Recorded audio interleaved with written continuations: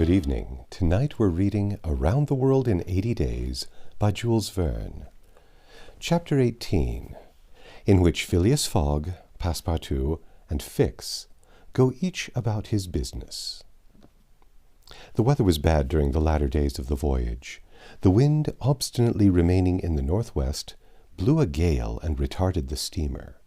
The Rangoon rolled heavily, and the passengers became impatient of the long, monstrous waves which the wind raised before their path. A sort of tempest arose on the 3rd of November, the squall knocking the vessel about with fury, and the waves running high. The Rangoon reefed all her sails, and even the rigging proved too much, whistling and shaking amid the squall. The steamer was forced to proceed slowly, and the captain estimated that she would reach Hong Kong 24 hours behind time, and more if the storm lasted. Phileas Fogg gazed at the tempestuous sea, which seemed to be struggling especially to delay him. With his habitual tranquillity, he never changed countenance for an instant, though a delay of 24 hours, by making him too late for the Yokohama boat, would almost inevitably cause the loss of the wager. But this man of nerve manifested neither impatience nor annoyance. It seemed as if the storm were a part of his program and had been foreseen. Aouda was amazed to find him as calm as he had been from the first time she saw him. Fix did not look at the state of things in the same light. The storm greatly pleased him. His satisfaction would have been complete had the Rangoon been forced to retreat before the violence of the wind and waves. Each delay filled him with hope, for it became more and more probable that Fogg would be obliged to remain some days at Hong Kong, and now the heavens themselves became his allies, with the gusts and squalls. It mattered not that they made him seasick. He made no account of this inconvenience, and while his body was writhing under their effects, his spirit bounded with hopeful exultation.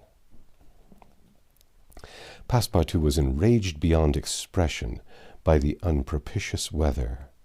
Everything had gone so well till now. Earth and sea seemed to be at his master's service. Steamers and railways obeyed him.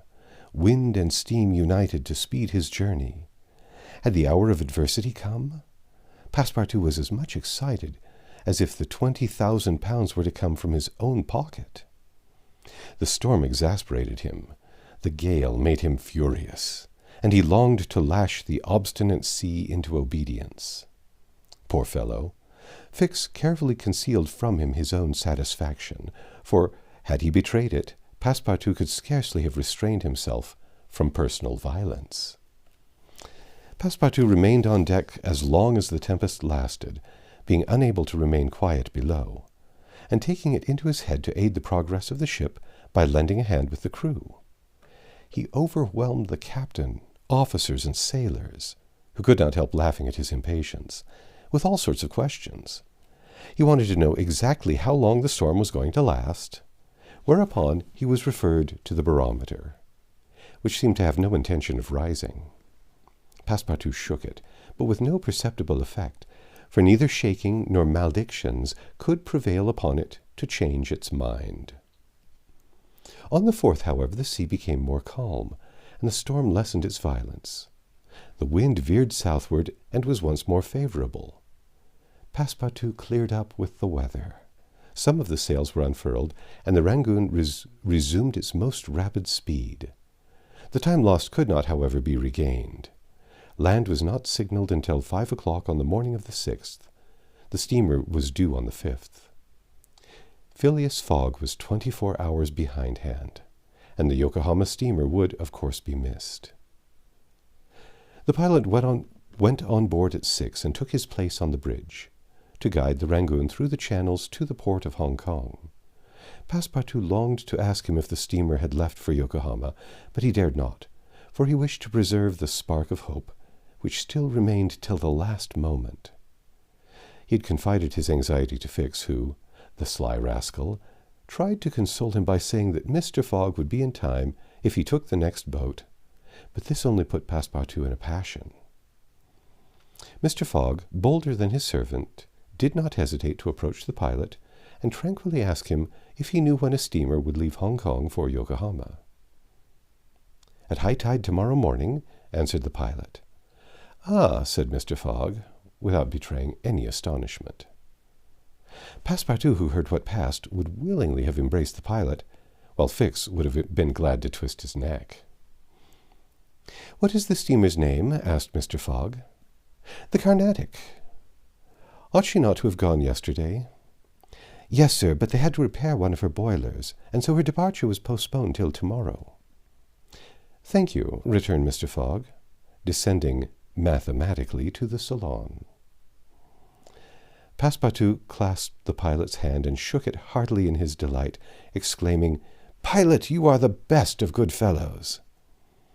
The pilot probably does not know to this day why his response won him this enthusiastic greeting.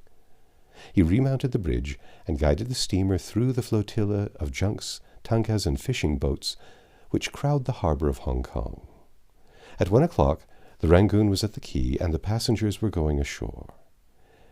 Chance had strangely favored Phileas Fogg, for had not the Carnatic been forced to lie over for repairing her boilers, she would have left on the 6th of November, and the passengers for Japan would have been obliged to wait for a week the sailing of the next steamer. Mr. Fogg was, it is true, 24 hours behind his time, but this could not seriously imperil the remainder of his tour. The steamer which crossed the Pacific from Yokohama to San Francisco made a direct connection with that from Hong Kong, and it could not sail until the latter reached Yokohama. And if Mr. Fogg was 24 hours late on reaching Yokohama, this time would no doubt be easily gained in the voyage of 22 days across the Pacific. He found himself then about 24 hours behindhand, 35 days after leaving London. The Carnatic was announced to leave Hong Kong at 5 the next morning. Mr. Fogg had 16 hours in which to attend to his business there, which was to deposit Aouda safely with her wealthy relative. On landing, he conducted her to a palanquin, in which they repaired to the Club Hotel. A room was engaged for the young woman, and Mr. Fogg, after seeing that she wanted for nothing, set out in search of her cousin, Gigi. He instructed Passepartout to remain at the hotel until his return, that Aouda might not be left entirely alone. Mr. Fogg repaired to the Exchange, where, he did not doubt, everyone would know so wealthy and considerable a person as the Parsee merchant. Meeting a broker, he made the inquiry, to learn that Gigi had left China 2 years before, and, retiring from business with an immense fortune, had taken up his residence in Europe. In Holland, the broker thought, with the merchants of which country he had principally traded. Phileas Fogg returned to the hotel, begged a moment's conversation with Aouda, and without more ado, appraised her that Gigi was no longer at Hong Kong, but probably in Holland. Aouda at first said nothing. She passed her hand across her forehead and reflected a few moments. Then, in her sweet, soft voice, said, "What ought I to do, Mr. Fogg?" "It is very simple," responded the gentleman. "Go on to Europe." "But I cannot intrude." "You do not intrude, nor do you in the least embarrass my project. Passepartout, monsieur, go to the Carnatic and engage 3 cabins." Passepartout, delighted that the young woman, who was very gracious to him, was going to continue the journey with them, went off at a brisk gait to obey his master's order. That's the end of Chapter 18. Come back tomorrow and we'll read Chapter 19.